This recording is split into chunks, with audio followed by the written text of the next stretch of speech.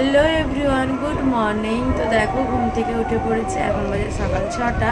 তো এই যে মেয়েকে রেডি করে নিয়েছি স্কুলের জন্য। ও সিবিএসসি বোর্ডে বিবেকানন্দ স্কুলে পড়ে, ম্যাচুগ্রাম আমাদের এখান থেকে একটু দূরে।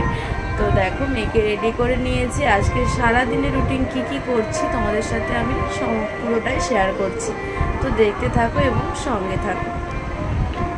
তারপরে গাইস দেখো মেয়ে স্কুল যাওয়ার পর ছেলেকে ঘুম থেকে তুলে ফ্রেশ করে নিচ্ছি, কারণ ও এখনও স্কুলে ভর্তি হয়নি, কিন্তু ওকে আমি টিউশনে দিয়ে আসি। তো আমার বাড়ির একদম পাশে, তো তাই জন্য ওকে আগে ব্রাশ করিয়ে ফ্রেশ করে নিয়ে তাই ওকে দেখো টুকটুক পাউডার দিয়ে পুরো ফ্রেশ করে নিলাম। তারপরে ওকে আমি খাইয়ে দিয়ে তারপরে ওকে আমি টিউশনে দিয়ে আসবো। কিছুক্ষণের জন্য দিয়ে আসি, কারণ কিছুটাও যদি ও এক জায়গায় স্থির থাকতে পারে। এত দুষ্টু কি বলবো, আমার কোনো কথাই শোনে না। সেই কারণে এই যে দেখো শরবত দিলাম। তো ফ্রেশ হয়ে যাওয়ার পর ও শরবতটা নিল।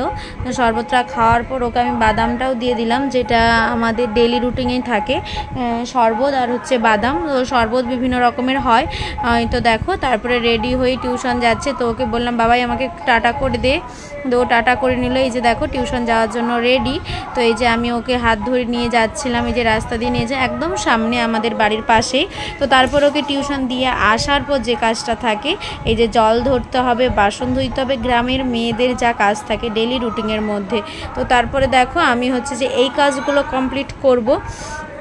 তো প্রচণ্ড মানে কি বলবো, আর মানে কি বলবো, করতে হবেই, কিছু করার নেই।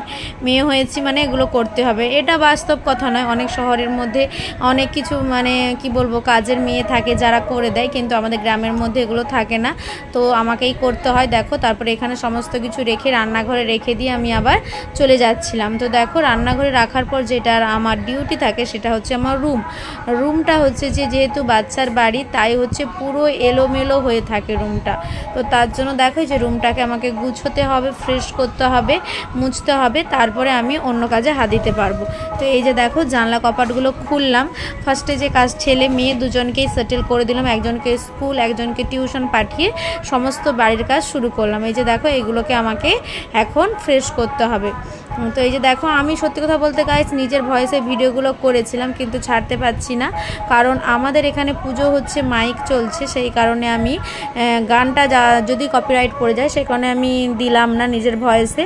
তো দেখো এই যে তারপরে হচ্ছে যে আমি এই যে দেখো ওপরে উঠে যাচ্ছিলাম, তার একটাই কারণ আমাদের এখনও বাড়ির কাজ চলছে, সিঁড়ির এখনও কাজ হয়নি। দেখো সিঁড়ি দিয়ে চা দিতে যাচ্ছিলাম, মিস্ত্রি লেগেছে। এই যে আমাদের দোতলার কাজ চলছে। এই যে দেখো এটা হচ্ছে কিচেন, এই সাইডে একটা রুম, এগুলো হচ্ছে যে দর, এই যে ফল সিলিং, উপরে ফল সিলিং। তো এখন প্লাইয়ের কাজ হচ্ছে পুরোটাই, এই যে ফল সিলিং এই রুমের, তো পুরোটাই প্লাইয়ের কাজ হচ্ছে। তো দেখো এই যে মিস্ত্রি ওখানে লেগেছে, তো মিস্ত্রিকেই চা দিতে যাচ্ছিলাম। এই যে মিস্ত্রি। তো কেমন বাড়ির কাজ চলছে অবশ্যই কমেন্ট করে জানিও। অবশ্যই বাড়ির কাজ কমপ্লিট হয়ে গেলে তোমাদেরকে হোম ট্যুরের ভিডিও একটা নিশ্চয়ই শেয়ার করব। এই যে দেখো এখানে যে বক্সগুলো হবে, প্লাইয়ের কাজ চলছে, পুরো ঘরটা তোমাদের একবার আমি দেখিয়ে নিচ্ছি, তো তোমরা দেখে নাও। এই যে দেখো এখানে একটা রুম, আর ওই যে দূরে দেখতে পাচ্ছ ওটা হচ্ছে হল। এই যে সামনে এখানে একটা রুম, এই যে হলের দিকে যাচ্ছিলাম চা নিয়ে। তো এই যে দেখো এটা হচ্ছে পুরোটা হল। তো এখানে ডাইনিং হবে, টিভি হবে, এটাই মানে প্ল্যান করে রেখেছে, দেখা যাক কত কি করতে পারি। তো দেখো তারপরে ওখান থেকে আসার পর আমাদের হচ্ছে সবজি বাজারগুলো, তো সেই দিনে আর ফ্রিজে গুছিয়ে রাখা হয়নি, আমি নিচেই ঢেলে রেখে দিয়ে চলে গেছিলাম। তো সেটাই হচ্ছে যে সেখান থেকে এগুলো নিচ্ছিলাম, কি রান্না করব নিচ্ছিলাম আর গুছাচ্ছিলাম। তো তারপর দেখো সমস্ত কাজ কমপ্লিট করে ঘর গুছানো হলো, বাসন ধোয়া, জল ধরা, ছেলে মেয়ে সবাইকে সেটেল করার পর আমি নিজে একটু ফ্রেশ হয়ে স্নান করে চলে এলাম।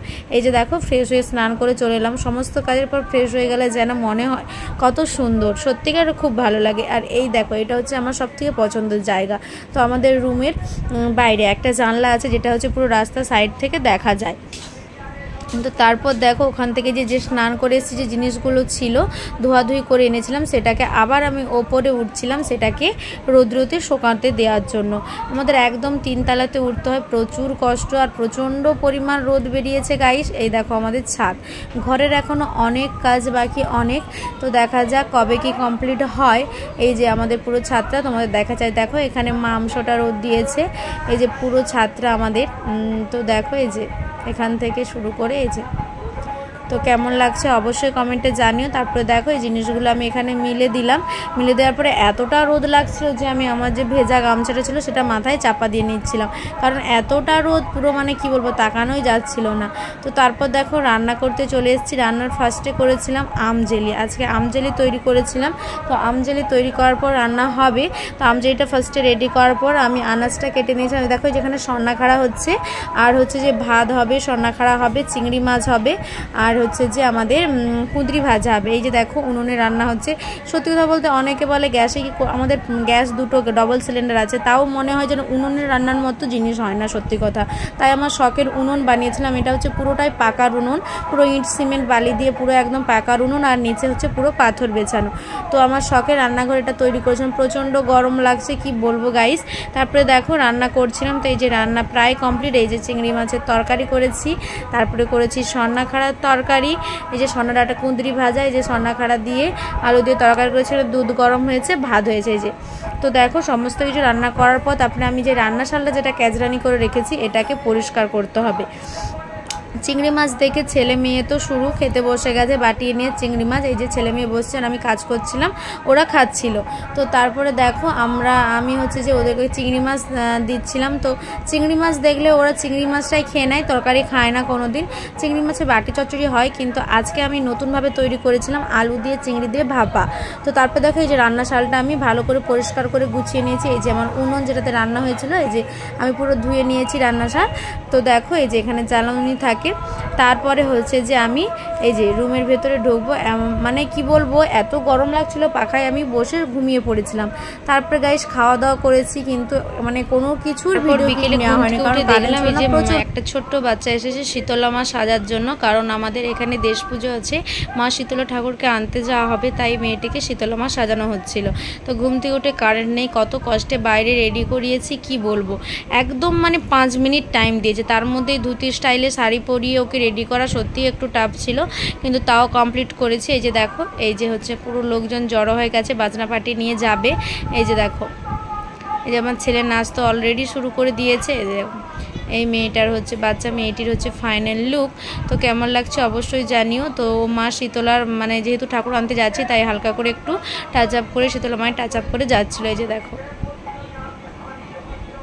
তো এইভাবেই গাইস সারাদিনটা কাটালাম।